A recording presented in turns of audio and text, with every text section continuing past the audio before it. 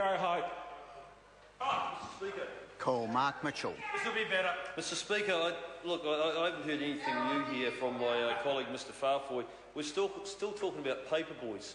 You know, I knew this was a good budget when all I could hear coming from the Labor benches was paper boys.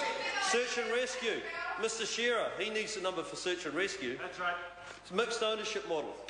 Mr. Farfoy, we have limited capital in this country. We're a small country.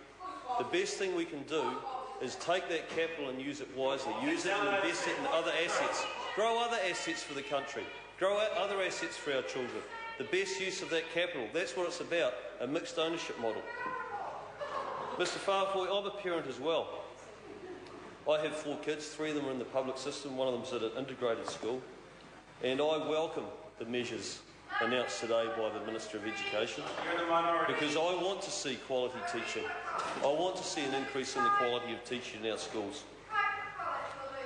Mr. Speaker, I hear a common theme emerging from the opposition benches. They want the Prime Minister to deny the fact that our country has been impacted by the global financial crisis, the world recession, or the earthquake damage in Christchurch. This is exactly why they've been labelled Planet Labour. You'd have to be living on another planet to say that none of these things haven't had a major impact or effect on our economy. I'm proud of this national government and how it has and will continue to steer us through all these difficult times. I'm thankful that we as a country are not being governed by a party that lives on another planet. Long-distance relationships are hard to manage at the best of times, but it must be proving difficult for Labor to connect with the people of this country from that sort of distance. Mr. Speaker, this budget invests in New Zealand's future. It will stimulate growth and new jobs while still keeping us on track for a surplus in 2014-2015. Getting back to surplus is a very important goal for us as a country.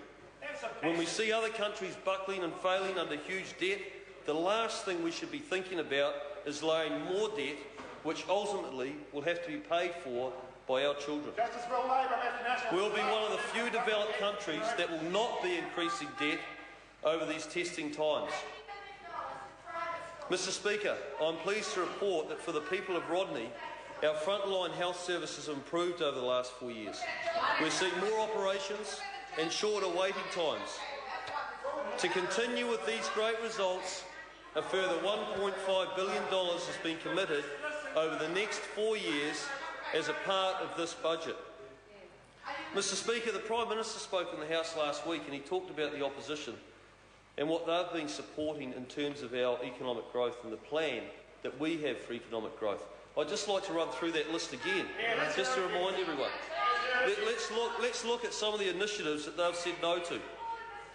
Do they support future intensification and development of our agricultural sector? No, they don't. They wanted to put it out of business last time. Do they want more mining or more oil and gas exploration? The answer is no. They get up and they complain about the amount of Kiwis heading overseas or heading to Australia. A lot of them are going to work in the oil and gas sector. In Australia, the mining sector, they have the will to develop that.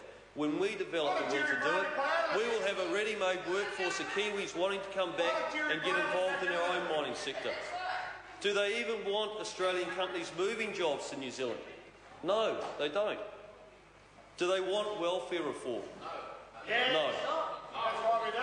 Did they support the 90-day probation period for new employees? No, you didn't. You didn't. They don't want to support businesses and employers to put them in a position to hire more employees.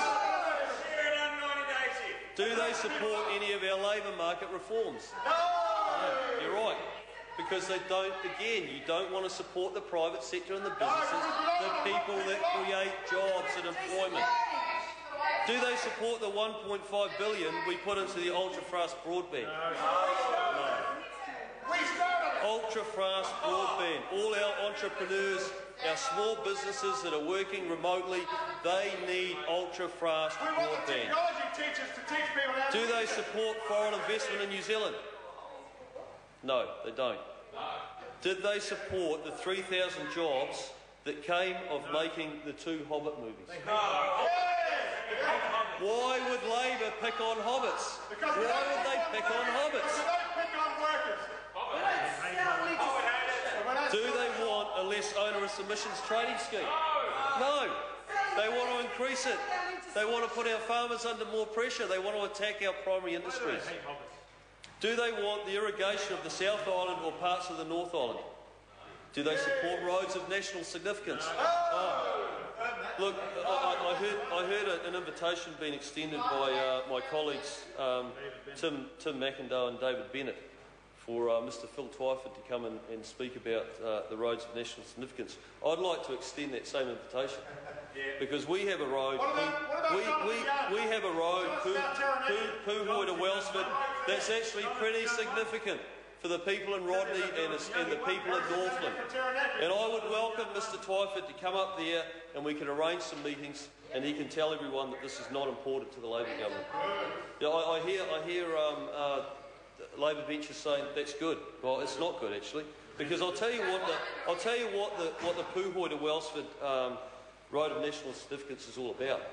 It's to enhance inter-regional and national economic growth and productivity. It's to improve movement of freight and people between Auckland and Northland. Northland have been underserviced forever in terms of having a main state highway. To improve the connectivity between the medium to long-term growth areas in the northern Rodney area. To improve the reliability of the transport network through a more robust and safer route between Auckland and Northland. For us to continue to grow as a country and continue to be competitive with our competitors overseas, we need to keep investing in our infrastructure. That is a no-brainer. And the great thing about this budget and the great thing about this government is that we have kept that investment in infrastructure going even when we've been faced with very tough times. What this government is doing, it is actually setting us up for competitive advantage with those markets that haven't had the capital, that haven't had the money to invest in infrastructure. The other thing in relation to the Puhoi to Wellsford Road is the fact that we have one of the highest fatality and serious injury accident rates in the country on that piece of road. And it comes down to a straight safety issue. So you would understand that probably the reception from Mr Twyford in Rodney and Northland probably wouldn't be that welcoming when he arrives and refers to it as a holiday highway and that it's not important to the region. It is. It is shameful. Mr Speaker, I'm running business forums in Rodney. They're proving to be very popular, and we've got a lot of our local businesses, big, small, medium businesses, exporters, local businesses coming there. And what we're talking about is what this government has done and what we are doing to help promote economic growth, not just in Rodney but in the whole country. Let me go through some of these things. Let me go through some of the things that this government has done in relation to assisting growth for our businesses. Sorry, Mr Speaker, let me first cover what Labor proposes to do in terms of helping our businesses. They want to implement a capital gains tax on all businesses. Oh, that's shocking. They want more than doubling of employer KiwiSave costs. That's ridiculous. Yeah. Irrigation taxes. A minimum wage increase that would cost thousands of jobs. An acceleration of the 90-day trial period. An acceleration of the 90-day trial period. And a return to 1970s industrial relation policies. A wind back of National's ACC changes, meaning higher ACC levies and extra transport charges and lifting of interest rates by going out and borrowing billions of dollars. All this is an anchor around the neck of our local businesses, Mr Speaker. Whereas the national government is looking at ways of reforming the labour law, investing in infrastructure and continuing to help and promote our business overseas. I take great pride, Mr Speaker, in standing in support of this budget. Thank you very much. call. Darian Fenton. Mr Speaker, well, thank you very much for the opportunity to have a call on the budget 2012, and I think there's one thing we do